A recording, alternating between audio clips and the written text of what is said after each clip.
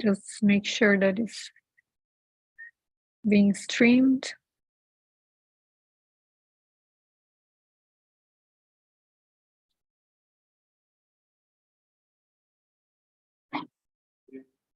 Okay, we're live. So, okay, so we should get started. So, welcome everyone to this week's Quantum Matter seminar with Professor Zlatko Papic from the University of Leeds. And today he's going to talk to us about like many interesting features of the PXP model. So Zlatko said that anyone here in the online meeting can interrupt him if he has questions, if you have questions during his talk. So Zlatko, the stage is yours. Feel free to start whenever you can. Okay, thanks very much for this kind invitation to tell you about some stuff we've been recently doing about this PXP model, as Christian mentioned. I hope you can hear me well, but please let me know if any problems arise. So I'll tell you about a few things: weak ergodicity braking, many-body scars, and unusual transport in this PXP model, which you see on the screen. So this is a PXP model, the Hilbert space of this PXP model, and I'll explain what it is. But you know, it's some quantum many-body system with the Hilbert space that looks like this. So basically, the vertices of this graph are the classical states, product states of spins. And then there is some quantum Hamiltonian, which is connecting these vertices, right? So it induces transitions between these classical configurations. And so, so that's, the Hilbert space and the Hamiltonian that we have. And so it's an interacting many-body system, which should thermalize, it should exhibit thermalizing behavior. But if you start, quantum dynamics, quantum walk in this Hilbert space, and if you start it in particular in the leftmost vertex or the rightmost vertex, as you see in this video, so the wave function, which is shown by the color, so that's the probability to be in each classical configuration. So it kind of spreads through the whole Hilbert space, but then it reaches the opposite end of the Hilbert space, but then it kind of bounces back and it keeps going back and forth. So that in itself is an example of non-thermalizing behavior, which is related to this physics of many-body scars. And that's, one thing that I'll be talking about. And then especially in the first part of the talk, and then in the second part, I will tell you also about some other unusual features related to transport. Okay, so let's get started. What is quantum scar? It's actually, something we can trace back to the early 19th century when people started doing these first acoustics experiments, like this guy you see in the picture here, Ernest Chladni. So he's the one who first did these experiments with Chladni plates, which I'm sure you heard about.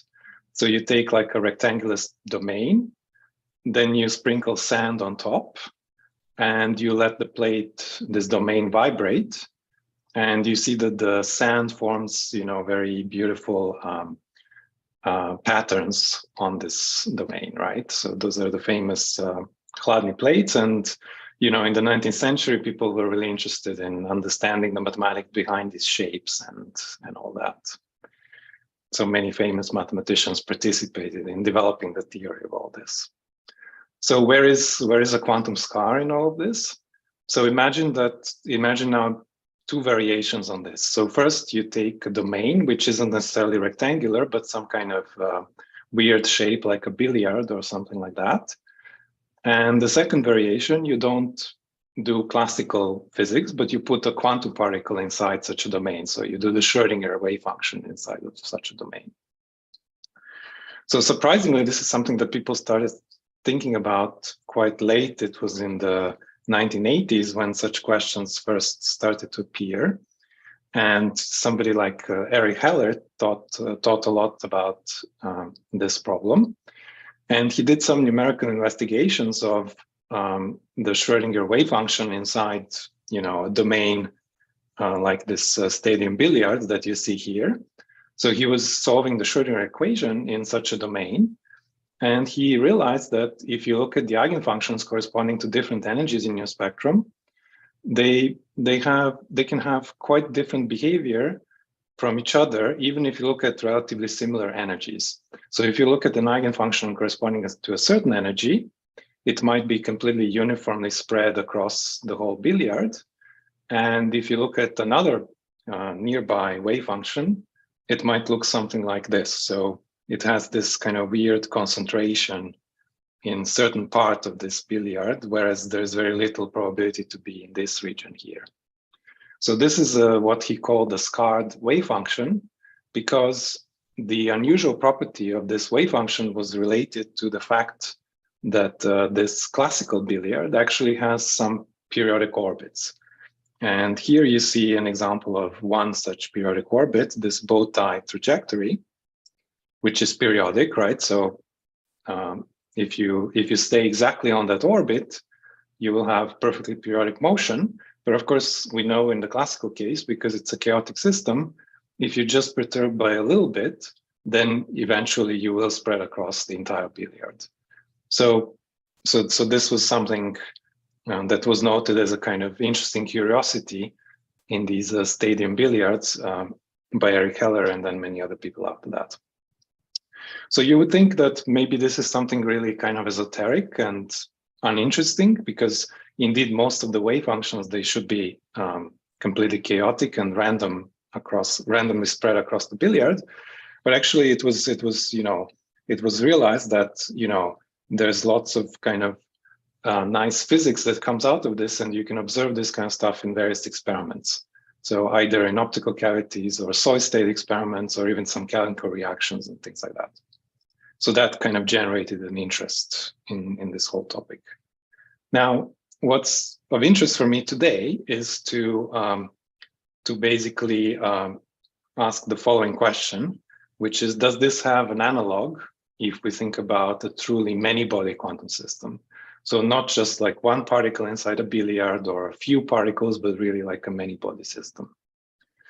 And so that's what I would like to tell you about today. And so the inspiration for this comes from these recent experiments on Rydberg atom arrays. So you're probably aware of these experiments where they developed this wonderful technology to assemble, very large chains of these Rydberg atoms using optical tweezers. So as you see here, those are these optical tweezers. And using these tweezers, you can prepare, for example, this 1D array of these Rydberg atoms.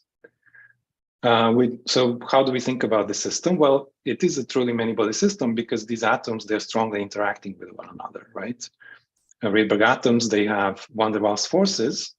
So if two atoms are nearby and they're both excited into the Rydberg state, they will have very strong van der Waals force acting between them. So we cannot really think of them as independent particles. Okay, so it's a many-body system. And the interest of this experiment was to do quantum simulation or something like this. And if you have a quantum simulator, what's the first thing you do? Well, you put it to do something which is hard for a classical computer. And one thing which is hard, of course, is quantum dynamics. And that's exactly what they did in this experiment. So they looked at a certain kind of quench where they prepared Rydberg atoms in this state, the Z2 state, where it's a 1D array of atoms, where every second atom is in the Rydberg state, and that's denoted by these black dots. And in between them are the atoms in the ground state. And so this is a very highly out of equilibrium state. And so you would expect some, thermalization to set in very quickly when you prepare your system in this initial state. But what they saw in experiment was something completely different. So there was some kind of oscillatory dynamics going on in this experiment, as you see here. So what do we see here? So it's basically a plot where they measured the density of the main walls that are created in this initial state after some time. Okay, so you would expect, so this is some observable. It actually doesn't really matter what kind of observable you measure, but it's some observable which should very quickly, after some order 1 time scale, where order 1 means in units of the usual energy scale of this Hamiltonian, it should reach, some thermal equilibration value, and it should kind of stay around that value for any time after that. But here you see that, the system is kind of keeps oscillating around that value. So there is some kind of non-stationary behavior here, which was difficult to understand at first.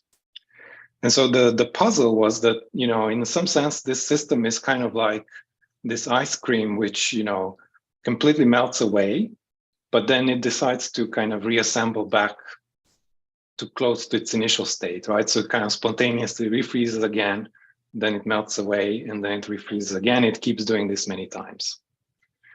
So this is surprising because, normally we don't see such things happening in very complex many-body systems, right? So what, a lot of work has been done since these experiments to theoretically understand where this comes from. And so the short answer is it comes from the fact that there is a cold subspace, as you see here. So there's a cold subspace in this Hamiltonian, which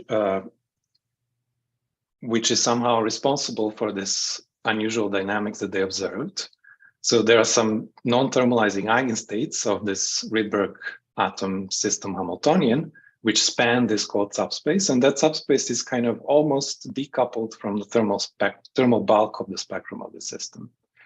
And what's particularly surprising is that there isn't a simple explanation based on global symmetry or integrability of the system which can easily explain this.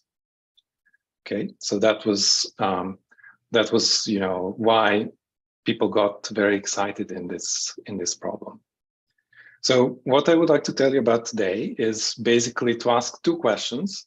The first one is to tell you a little bit about what we know about the origin and the nature of this subspace in this Rydberg atom chain. And so that's going to be the first part. And then in the second part, I would like to tell you something which is more recent, which is, what are the implications of whether any of this special physics of this chain can be seen if you do conventional experiments, for example, transport experiments or something like this. Okay, so that's my outline. And unless there are any questions at this point, I will then continue with the first part. Okay, doesn't look like. Please unmute yourself and ask at any point if you have any questions. I really don't need to go through the whole thing. I would prefer to have a discussion about any of the things. Okay, so let me tell you in this first part, what is this PXP model and what are these many-body scars? So first, what do we want these many-body scars to be? Okay, so I told you a little bit about them in the context of single particle systems, these billiards that we see here on the right-hand side. So we know quite a lot about these systems in the single particle case. Now, what do we want the many-body version to be? Okay, so the first thing is we would like the system to be non-integrable. That's because these billiards that people studied also in the single particle case, they're also non-integrable. Then the second point is we would like some of the eigenfunction in these systems to be non-ergodic.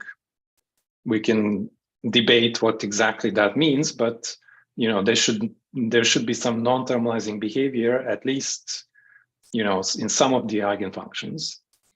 Such eigenfunctions can be relatively rare, just like in the single particle case, but they should in principle exist at arbitrarily high energy in the spectrum, meaning that they are not necessarily just low energy physics or excitations just above the ground state of the system. Okay, so in principle, as high up you go in energy, you can find these states. You can find these non-ergodic eigenfunctions. So that's my second point for this wish list. Then the third point is the connection between eigenfunctions and dynamics, in the sense that the non-ergodicity in these eigenfunctions should be associated with some kind of classical periodic trajectory for this whatever system you're looking at. And I will tell you how we find these trajectories and so on. More precisely, these eigenfunctions, they should have enhanced overlap with, some kind of standing wave along the trajectory, just like in this billiard, right? So there should be a concentration of this eigenfunction around the periodic orbit, okay? So mathematicians actually like this point a lot because this is what allows them to prove non-ergodicity in eigenfunctions. So what mathematicians typically do is that they actually formulate some kind of standing waves, some kind of standing wave functions, like some kind of standing wave along the trajectory that we see here. And that's of course not an eigenstate of the billiard problem, but then you can argue that the actual eigenstates of the billiard have to be very close in some sense to this standing wave. And so this is how mathematicians proved the existence of these non-ergodic eigenfunctions. And we would like, in our many-body case, we would like to have something similar to this to really make the analogy between single and many-body systems kind of as strong as it could be. And then the final point is about dynamics. So we would like, the dynamics also to somehow keep the memory of this periodic trajectory, in the sense that if we, for example, prepare like a Gaussian wave packet and we launch it, exactly on this periodic orbit, even after late times, this wave packet should kind of cluster around this orbit rather than just completely spread uniformly across the billiard. So in that sense, the periodic orbit should also give an imprint on the quantum dynamics of the system. So this is my wish list. This is what I think quantum many-body scars should be. And basically in the first part of my talk, I want to convince you that this PXP model actually ticks these boxes. Okay, so it is actually a realization of something we should meaningfully call a many-body quantum scar. Now, I should also add at this point a disclaimer, as you see here. So it's not the only model that people have proposed for this many-body scarring physics. So there are many other models that are also called quantum many-body scar models. And in those models, it's rare that you will find that they meet all these requirements that we have here. So in other words, people call quantum many-body scars also models that only satisfy a subset of these properties that I've listed here. So, you can pick whichever definition you like more, stronger or weaker one, but, people use either. Okay, so that's what I want quantum many-body scars to be. Now, why does the PXP model obey these properties? So first of all, what is it? So I told you that it's an effective model for these systems of Rydberg atoms, which we describe as basically two-level systems. So each atom can be either in the ground state, which is this state here, or it can be in the excited Rydberg state, which is the second one. So it's like a spin, it's like a spin 1/2. But there's a catch, the fact that due to the Rydberg blockade, if two atoms are both excited, nearest neighbors, then that costs you infinite energy, right? Because of van der Waals forces.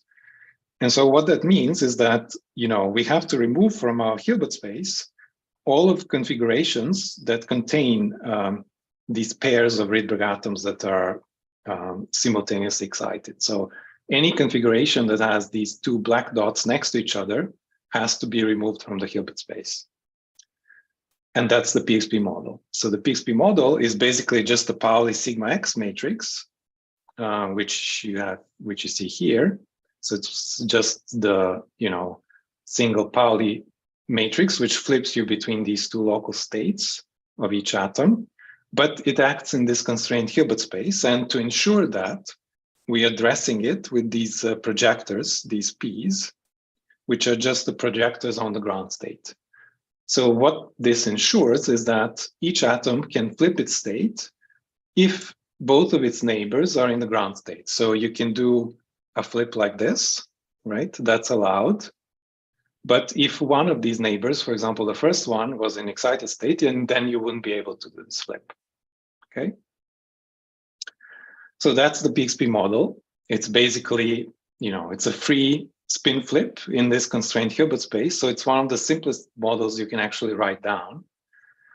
But, even though it looks so simple, you can't solve it. It's a non-integrable model. It's believed to be chaotic, and you can easily convince yourself that that's true because, one thing you can do in numerical simulations is you can just check the distribution of energy level spacings of this model. And you see that, the closest match is obtained with the Wigner-Dyson distribution. There are some small deviations, but you see that systematically, as you increase the system size, it gets closer and closer to this Wigner-Dyson distribution. It's clearly not Poisson distribution, so you cannot hope to fully diagonalize this model using some analytical techniques. So that's already, quite interesting. Now, what about these weird oscillations that we're seeing in experiment? Indeed, PXP model reproduces all this because you can simulate the dynamics on classical computers. So we can do the quench in our laptop or desktop. So we can prepare this initial state, just evolve it with the PXP Hamiltonian, and we can check, for example, the return probability for that state, right? So just compute this overlap as a function of time. And you see these beautiful oscillations of the wave function. And of course, this is surprising because here we're talking about, a Hilbert space that has at least 70,000 states once you remove all the symmetries and all that. So it's still a pretty big Hilbert space. And here you see the revivals in the wave function, which are like order 1, right? 0.7 or something, which you should not see in a thermalizing system. So we indeed reproduce the phenomenology of experiments. We see some kind of revivals here. But where is the periodic orbit, right? How does it leave an imprint on eigenstates? So these are really the questions to make an analogy with scars.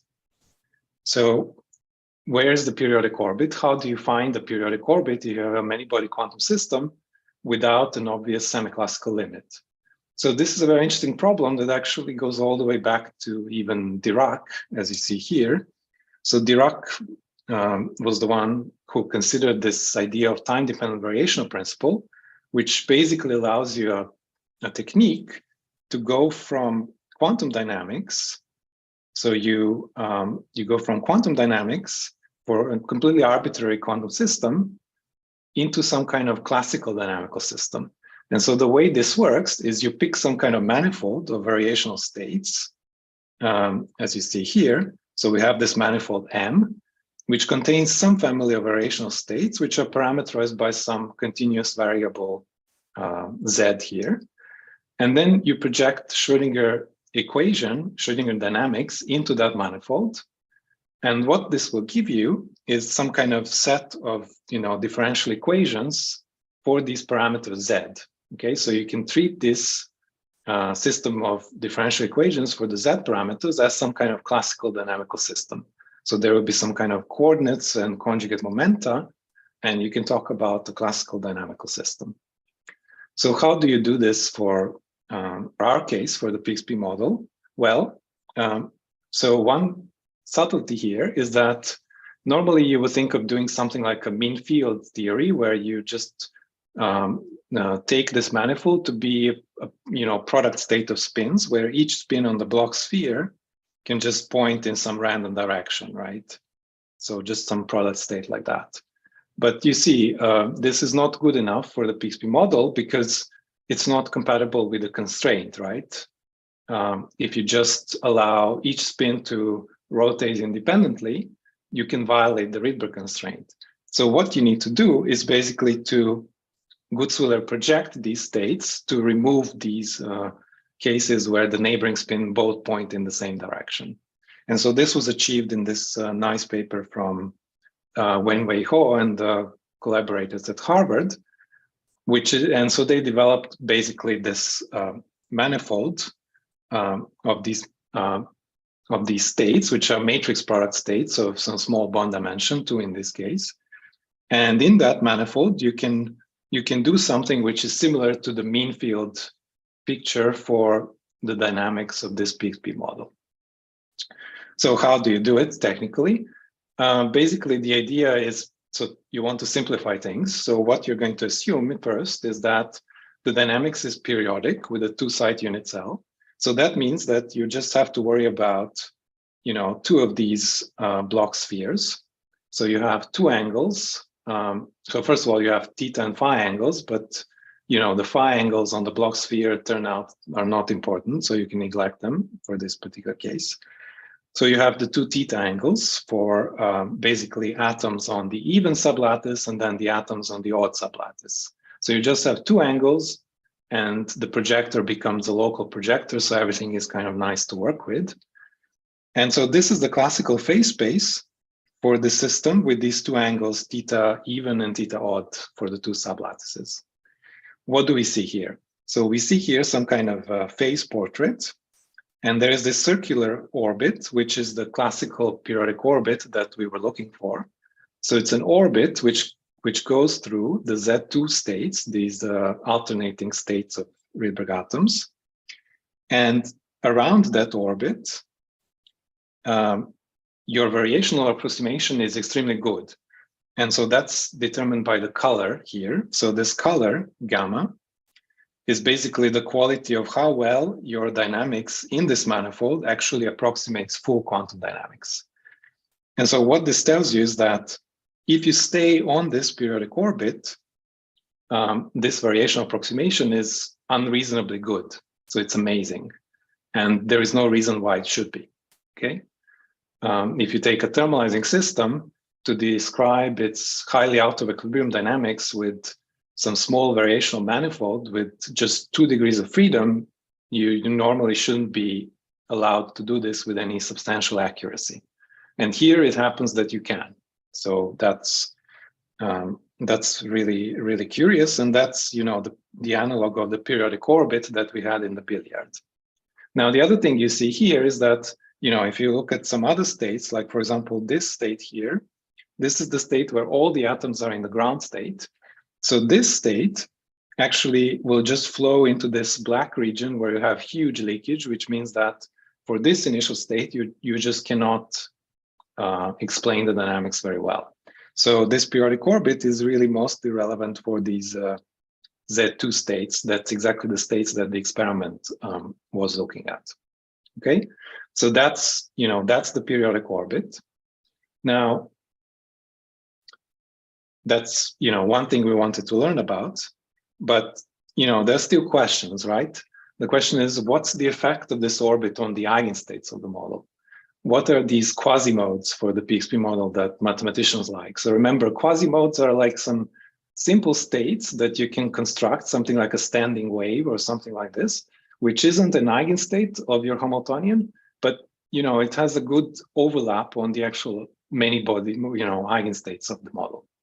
So we want to construct some simple states that, still approximate with high accuracy the actual eigenstates of the PXP model. And so we want to see how this periodic orbit actually tells us about that. Okay, so to do that, it's useful to reconsider this idea of a mean field picture.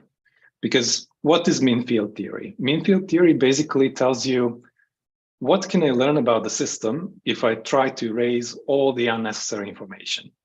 So what that means in our case, for example, maybe we don't need to exactly know the positions of all these Rydberg excitations. Maybe we just need to know how many there are on each of the two sublattices, right? So we don't care where these excitations are, just how many there are on either the even sublattice or the odd sublattice, right? This is the idea of mean field. It's a bit kind of not a very trivial mean field because there are two sublattices and they are correlated because of this Rydberg constraint, but still, it's the best thing you can do, which is like mean field. So how do you do this? So let me be a bit technical now. So this is how we do it. So here we have this graph of the PXP model that I had on my first slide. So this is just for 6 atoms in the Rydberg atom chain. And you see each of the vertices is one of the allowed states of classical product states of these atoms. And you see there are no neighboring excitations. So this is the correct Hilbert space we are looking at. And these are basically organized in this graph structure where we've kind of oriented them based on the, how many flips, how many excitations we are removing from this Z2 state here.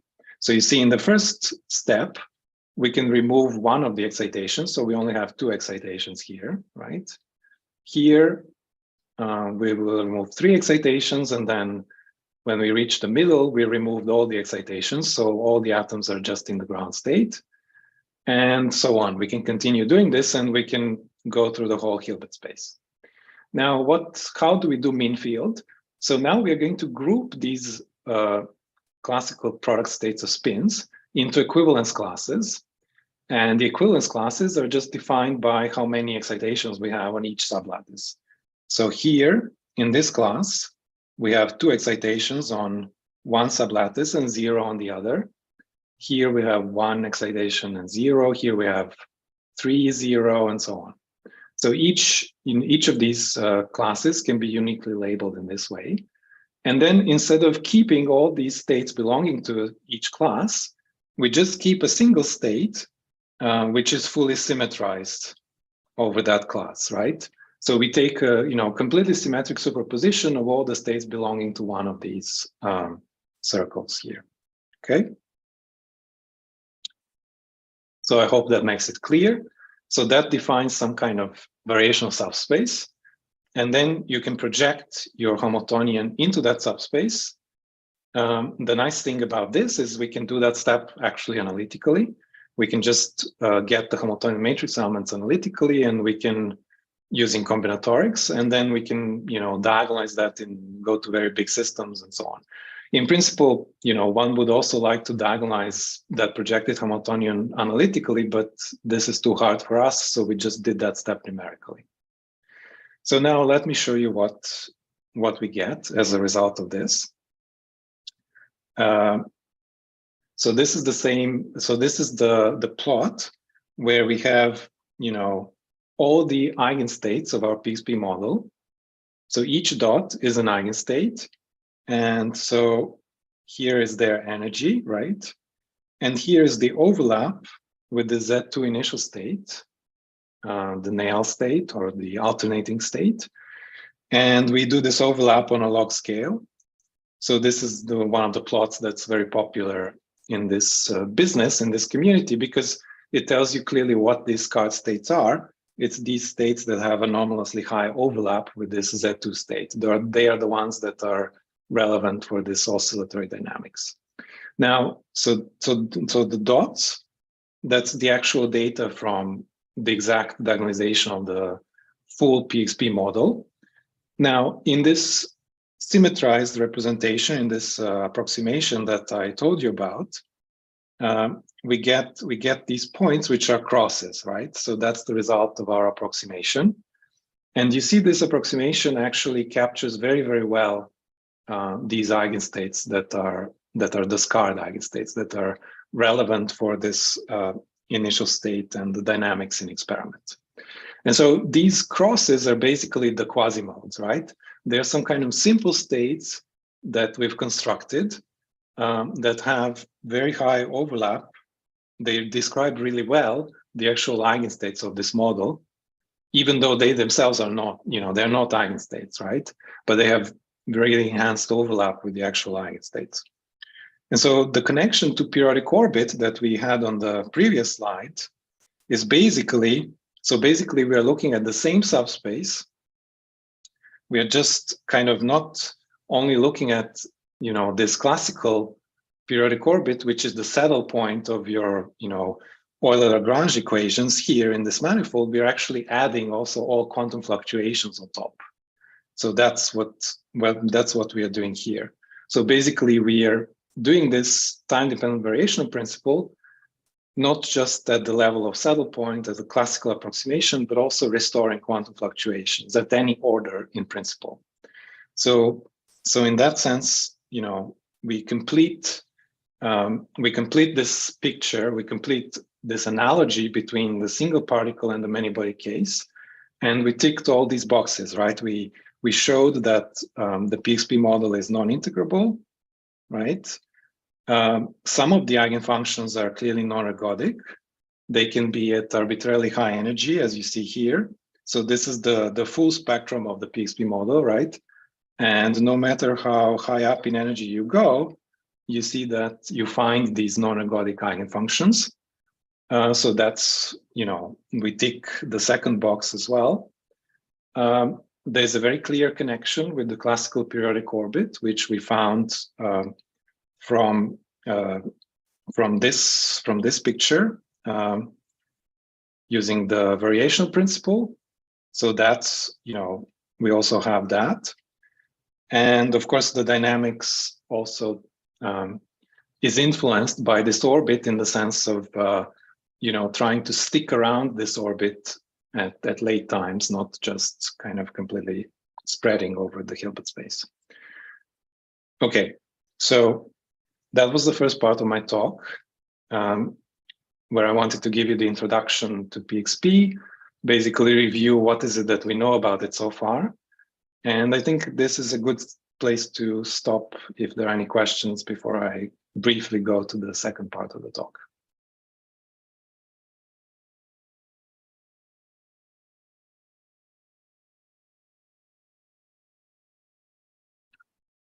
Any questions? Questions in the chat?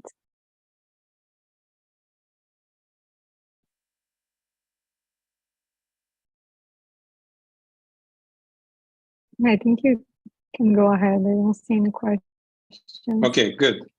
So in the remainder of my time, I want to tell you about some new stuff that we have about PXP model, which is going back to the second question I had. Okay, so we've seen that there's these cars and, there's some interesting stuff here.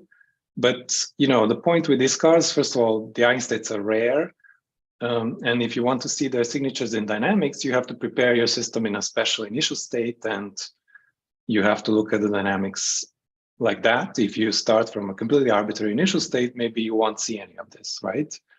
So the question is then, is there something which is kind of, which you can see if you do like a more generic type of experiment where you just measure some kind of transport or something like that?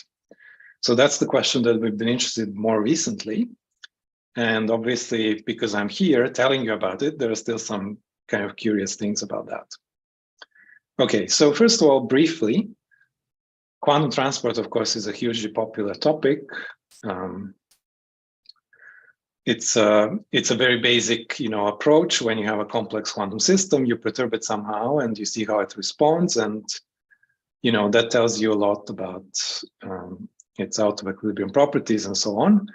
And in particular, one aspect of this, which was very interesting in recent years, is the fact that if you work in low-dimensional system, where you have various analytical techniques like integrability and so on, you can ask, the questions, how does something like hydrodynamic transport emerge from some more complicated, quantum dynamics at the microscopic level?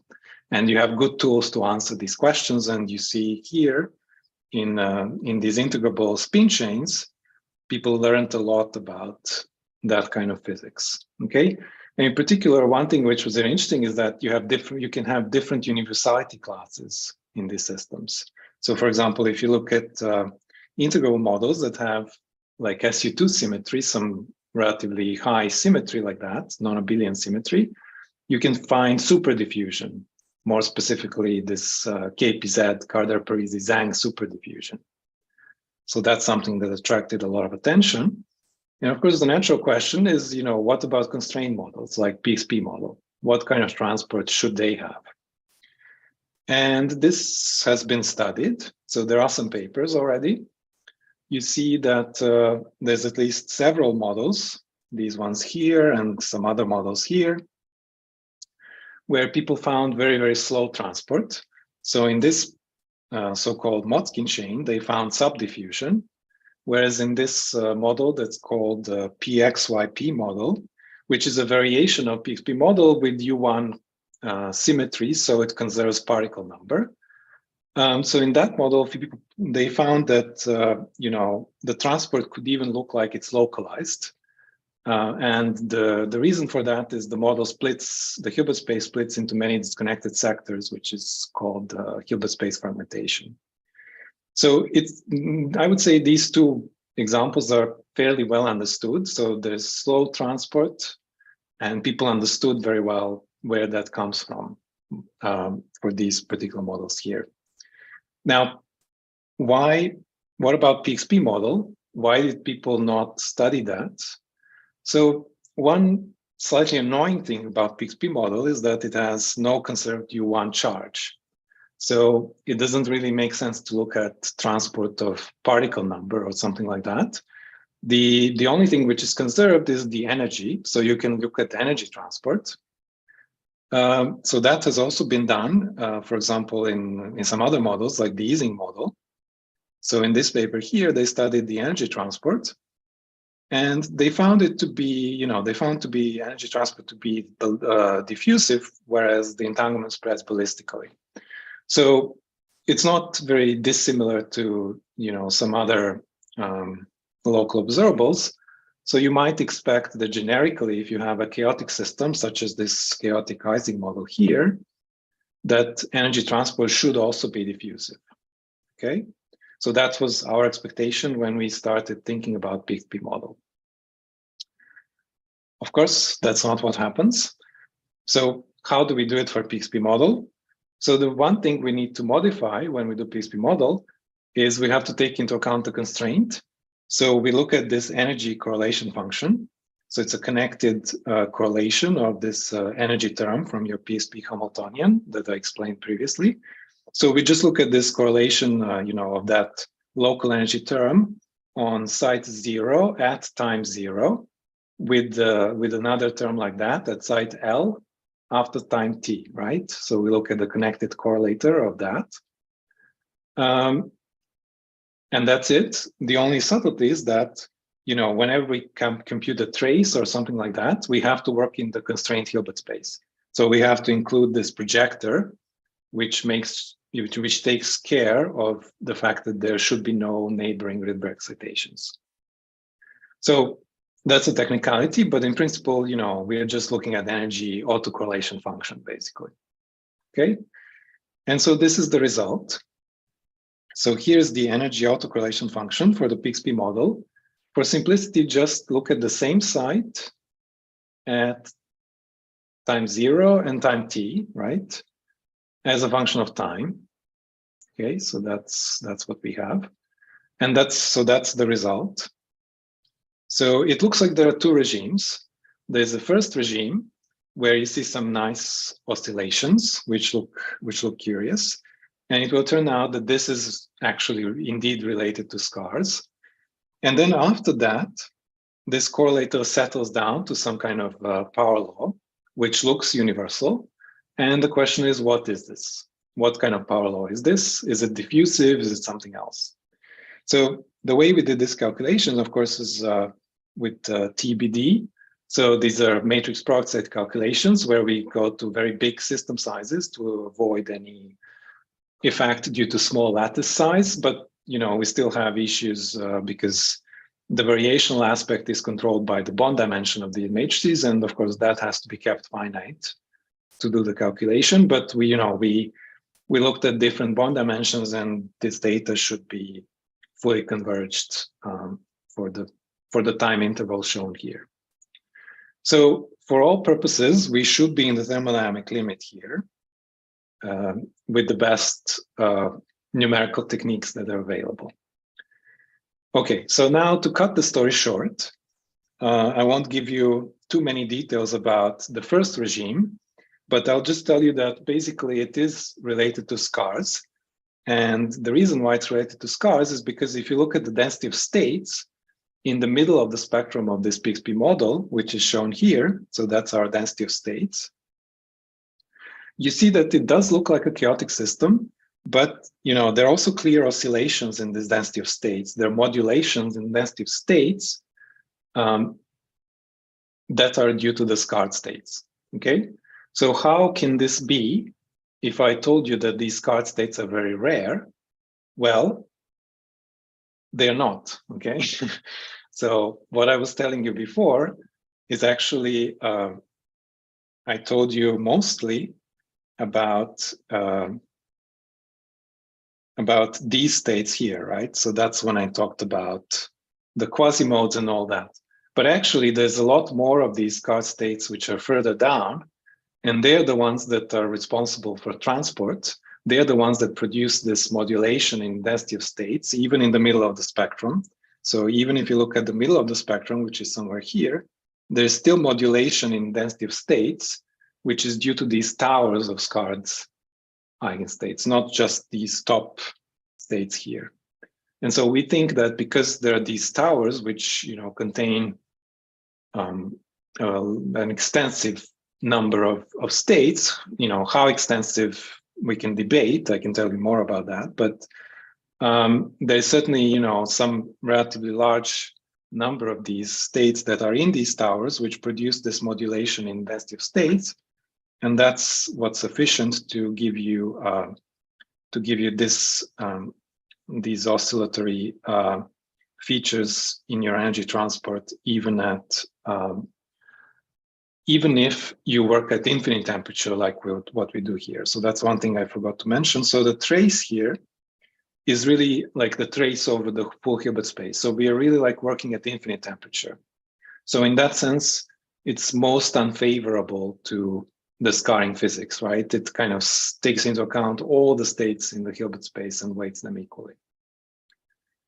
Okay, so that's the scar regime. We can understand where these oscillations come from. So they have exactly the same period as related to the energy spacing between the scarred eigenstates. So we do understand pretty well the origin of these bumps here. So because I'm running out of time, I can give you the details in the discussion afterwards. But let me just say a few words about what is the second regime, which is perhaps more interesting if you don't care about scars. So I told you that there is this regime 2, where this energy transport settles to some power law. And the question is, what is that power law? What kind of transport do we really have? So one thing we can compute here is this dynamical exponent, which we can obtain by taking this log derivative of our data. And so I give you 2 interpretations of this, and we can debate which one is more appropriate. So first, I plot this dynamical exponent in its raw form as a function of time. And you see that somehow at late times, it basically seems to converge to something which is close to 2/3. And quite remarkably, that's the value that you expect from this KPZ superdiffusion. So clearly it's superdiffusion, right? That we can reliably say. It's not ballistic either, because it's not nowhere near 1. But it seems to converge to something which is close to 2/3. So that's one possible interpretation of our data. The other interpretation is maybe it just converges to diffusion, but it takes super long time to do that. And so how do we demonstrate this? Well, if we plot 1 over z minus 1/2, which is what you would expect for diffusion, then if you plot this thing on a log-log scale, you see that, perhaps you could fit this with some kind of straight line. And this would be the interpretation where indeed the transport does converge to diffusion, but it seems to take incredibly long time to do that. So certainly, hundreds and hundreds of time units, natural time units for relaxation in this system. So one thing that I would like to add before I conclude is basically you might wonder, well, so you're looking at some PXP model here. Maybe for some reason this model is very strange, very finely tuned. Maybe these results are just a consequence of that. So one thing we did, of course, we looked at various perturbations to this model. And basically, these results seem extremely robust to perturbations. So one thing you can do is you can add this term, which is the chemical potential. So it's chemical potential because it basically just counts how many excitations there are in the system, atoms in the Rydberg state, and that's something which is experimentally tunable. So you can tune that in experiment in Rydberg atoms. And so if you add this term, right, and you recompute your energy transport, you extract the exponent, here is what you get. So the colors are just, changing this exponent from 0 to some large value. So 0 would be the blue one, that's the PXP, right? And then if you keep increasing this, it looks like, the finite size effects are, you're pretty constant. So your dynamical exponent is very well converged. And it just kind of gets stuck around this this expectation of KPZ, right? So it seems to be stuck around this 2/3 value, which indeed, maybe it's related to KPZ, we don't know, but it definitely is superdiffusion, right? And this is really surprising. Why should it be superdiffusion? If you think about these previous works on constrained models that we have here, so here they found very slow transport, which intuitively makes sense. If you are constraining your system in some way, the dynamics should slow down somehow. But here we are actually finding it's super diffusion. So there's some extra mathematical structure which, which enables faster transport than you would naively expect. And so this is, I think, something that's still pretty much an open question. We don't have a real explanation why this happens. At this point, it's kind of a phenomenological observation, but it's very interesting. And also, like, if you look at, for example, the spatial profile of this autocorrelation function, and you scale it appropriately with this 1/z, which you expect for KPZ, you indeed find a really nice collapse. So it does look like it's really, really close to this KPZ universality class for some reason. Why should it be that? There's no real reason, because, this is not an integrable model. There is no SU2 symmetry. So all this kind of conventional wisdom about KPZ in quantum spin models doesn't naturally apply here. So I think it's a real curious mystery to understand where all this comes from. Okay, so because I have 5 minutes, let me just jump to my conclusions. So basically, I told you about this class of non-integrable many-body systems, which have atypical eigenstates. They have these periodic quantum revivals. They have been observed in quench experiments. That's the sort of this many-body scarring. It comes from these towers of eigenstates, which violate, the expectations for a thermal system, and they produce this oscillatory signatures, not just in quench experiments, but also in energy transport. That's something we recently understood. Some of these models, like the PXP model, has this broad regime of superdiffusion, which we have observed, but its origin is not fully understood. And that's really surprising because it shouldn't be there.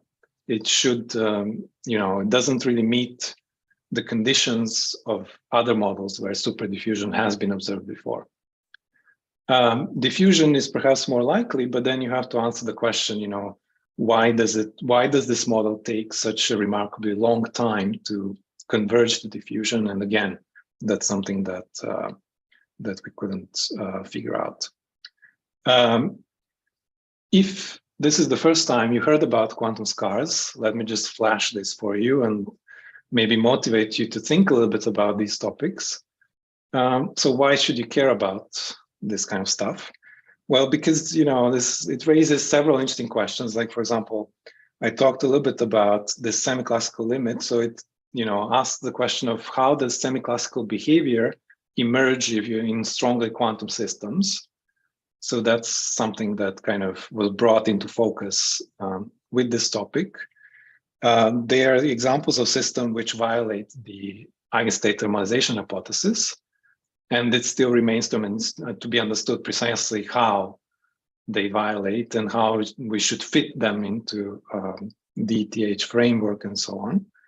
But perhaps most importantly is the fact that, there's a huge variety of physical realizations of all this. So there's all kinds of systems that you see here, which have some aspects of the physics that I was talking about today. And of course, there could be also some curious applications in quantum engineering, quantum information science, and things like that. And just before I stop, let me just mention that you can find more details about this curious subdiffusion in this preprint that we have here, which was the work of Marco and Jean-Yves. Jean-Yves is my PhD student, and Marco is Maxim's postdoc.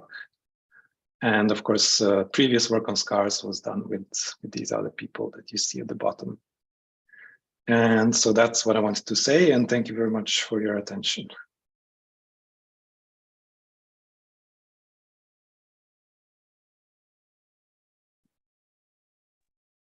Okay, thank you very much for your talk. Any questions from your online audience on Zoom?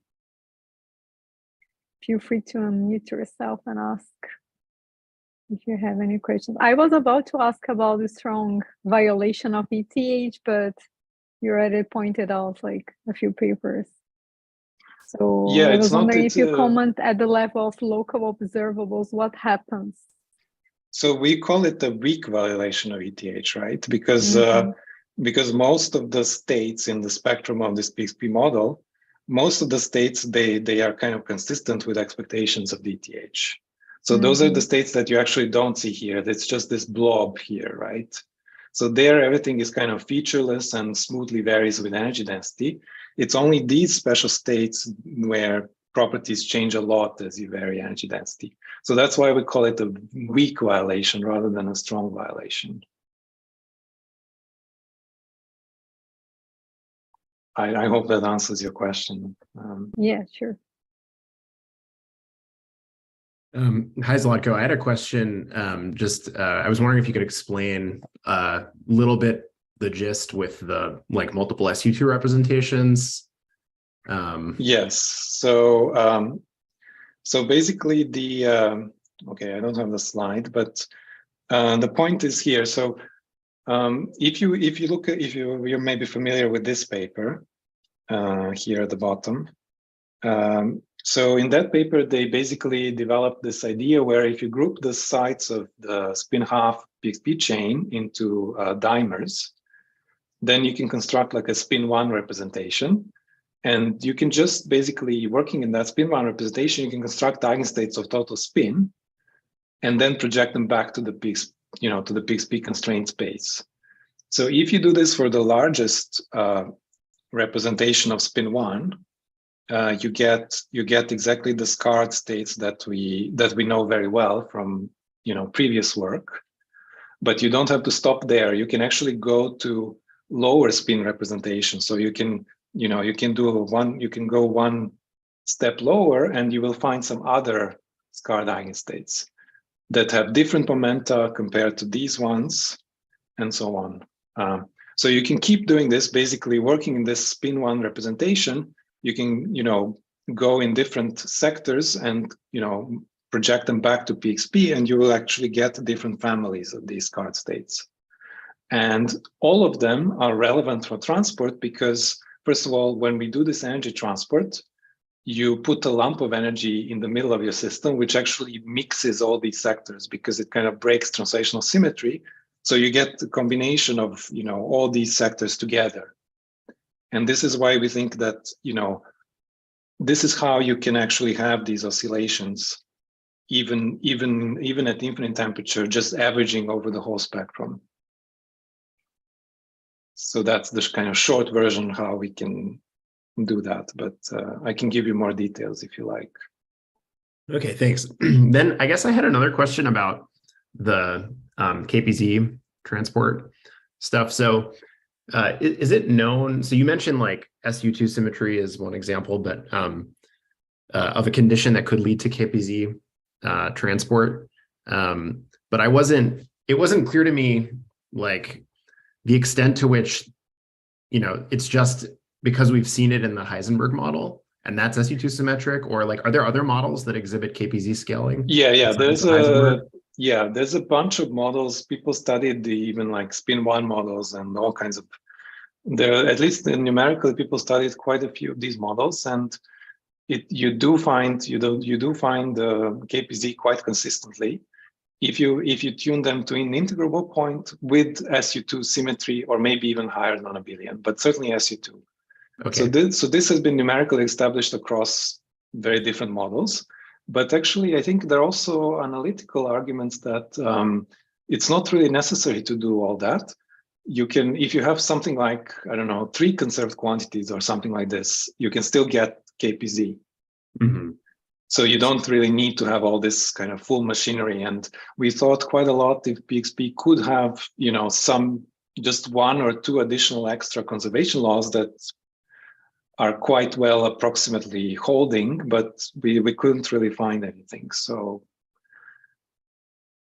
I don't know. Again, it's not clear why it should be KPZ. I see. Okay. Because I thought that the KPZ comes about in the like XXZ model because like you have ballistic spin transport in the delta equals 0 limit, and then like ballistic domain wall transport in the large delta limit, and then there's kind of like a crossover. Well, but okay, but still, I mean, that's a very loose way of arguing for it. Okay. But people have seen it, at least numerically, in a pretty big variety of models. Okay. So at least with these conditions, you can use, it seems like you can get it. Okay. But I don't think this really explains anything about PXP. Yeah, right. Okay, I see. Thanks.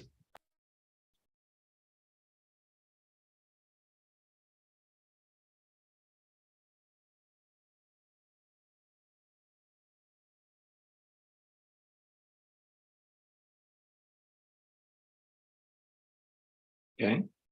Let's go for questions. Okay, if you don't have any other question, let's thank Zlatko again for this nice talk and interesting results. Thank you very much. And next, thank you very much.